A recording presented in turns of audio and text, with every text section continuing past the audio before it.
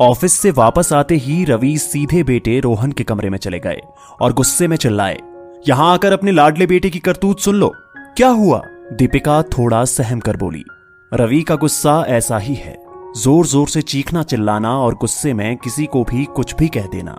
दीपिका सोच रही थी कि पता नहीं आज क्या हो गया है। ये सोचते हुए वो रोहन के कमरे में गई तो रवि रोहन को घूरते हुए पूछ रहे थे, क्या हुआ था आज स्कूल में? दीपिका के चेहरे पर थोड़ी उलझन थी। उसने एक बार रोहन को देखा और फिर रवि की ओर पलटकर बोली, क्या हुआ है? क्यों इतने नाराज हो? क्या किया है इसने? अपने लाडले से ही पूछो, क्या किया है इसने? आज इसके स्कूल से फोन आया था कि इसने किसी लड़के के साथ मारपीट की है, इसलिए इसे 2 हफ्ते के लिए स्कूल से निलंबित कर दिया है। कल हम दोनों को स्कूल बुलाया है उस लड़के के अभिभावकों से बात करने के लिए। ये सुनकर दीपिका हैरान रह गई, क्योंकि रोहन बहुत ही शांत स्वभाव का बच्चा था और किसी को मारना पीटना उसके स्वभाव में नहीं था। वो दोनों रोहन का मुंह देख रहे थे कि वो अपनी सफाई में कुछ कहेगा, पर रोहन तो सिर झुकाकर एकदम चुपचाप बैठा था।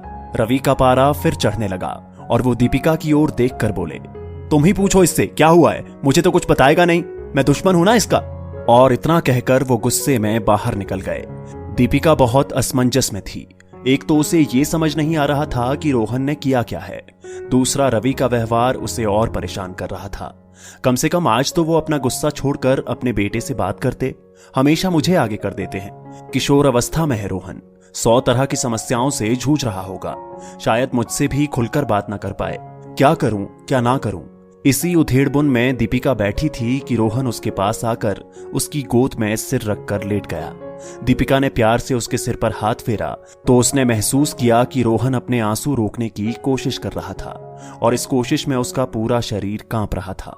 दीपिका का कलेजा मुंह को आ गया कि ऐसा क्या हो गया है। किशोर अवस्था में बच्चों का रोना सहज नहीं होता।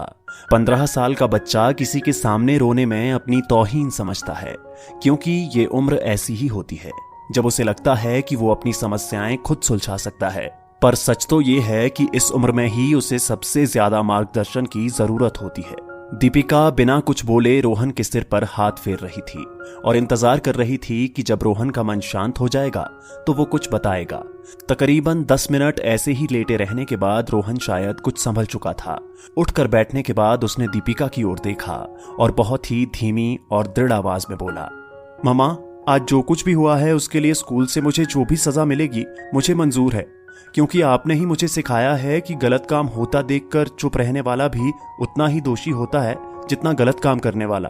ये कहकर उसने एकदम नपे तुले शब्दों में दीपिका को बताया कि आज स्कूल में स्पोर्ट्स पीरियड खत्म होने पर मेरी दोस्त आकांक्षा कपड़े बदलने गई तो सुदीप ने, जो कि पहले भी आकांक्षा को परेशान करता रहता है, खिड़की के झरोखे से उसकी वीडियो बनाने की कोशिश की।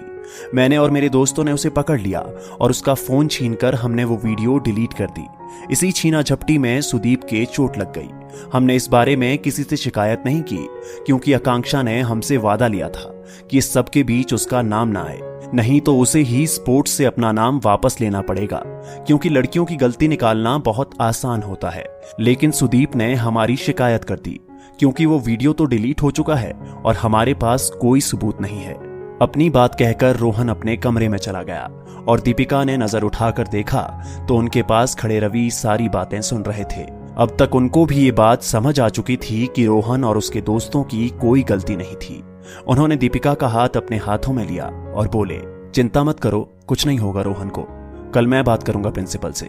जैसे तैसे रात बीती और अगले दिन प्रिंसिपल के ऑफिस में सारे बच्चे और उनके अभिभावक भी खड़े थे। दीपिका ये देखकर हैरान थी कि सुदीप के माँ बाप की त्योरियां ऐसे चढ़ी हुई थीं मानो रोहन और उसके दोस्तों ने पता नहीं कितना बड़ा जुर्म कर दिया हो। उन्हें ये एहसास ही नहीं था कि उनका बेटा कितने गलत रास्ते पर जा रहा है। सबके आ जाने के बाद जब प्रिंसिपल ने बात करनी शुरू की तो रवि ने उनसे इजाजत लेकर सुदीप का फोन मांगा। पहले तो सुदीप ने ये ही झूठ बोल दिया कि वो स्कूल में फोन लेकर नहीं आता, पर उसके बैग की तलाशी में फोन उसके पास निकला। रवि ने फोटो गैलरी में रिसाइकल बिन पर क्लिक किया तो डिलीटेड वीडियो मिल गया। शायद हड़बड़ी में किसी को याद नहीं रहा था कि बिन में डिलीटेड वीडियो होगा। रवि ने बिना कुछ कहे वीडियो प्रिंसिपल के सामने कर दिया। इसके बाद कुछ भी कहने सुनने की जरूरत नहीं पड़ी। प्रिंसिपल ने सुदीप को इस हरकत के लिए स्कूल से निलंबित कर दिया और रवि और उसके दोस्तों को शाबाशी दी कि इतना होने के बाद भी उन्होंने आकांक्षा का नाम सबके सामने नहीं लिया था। उन्होंने रवि और दीपिका को कहा कि आप लोगों ने अपने बच्चों को लड़कियों की इज्जत करना और गलत काम का विरोध करना सिखाया है, इसके लिए आप सब बधाई के पात्र हैं।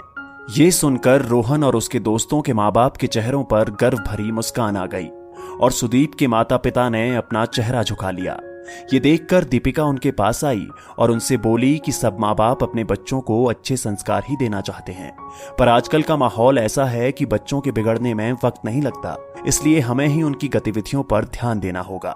हमारे समाज में ये एक आम सोच है कि अगर हमारा लड़का है तो हमें क्या चिंता, जबकि लड़कों के माँ बाप होने की वजह से हमारी जिम्मेदारी और भी बढ़ जाती है।